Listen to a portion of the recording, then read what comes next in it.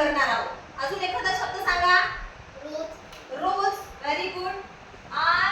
ROSE. याच्यामध्ये सुद्धा बघा रो, ओचा उच्चार लॉंग होतोय आणि म्हणून शेवटी आपण ई लिहिलेला आहे. आणखी एखादा शब्द सांगा. व्हाईट.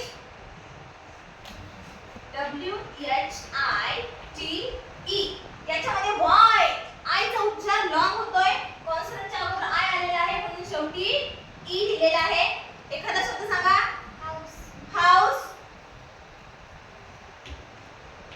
Very good. यू चा उच्चार हा लॉंग होते, हाऊस, आणि म्हणून स नंतर ई चा, सायलेंट ई चा वापर झालेला आहे.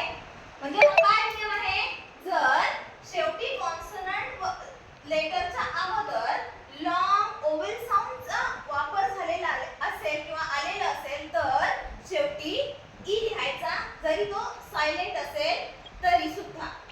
हा आपला सायलेंट ई चा रूल आहे.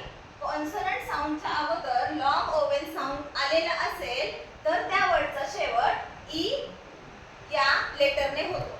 समजलं? हो.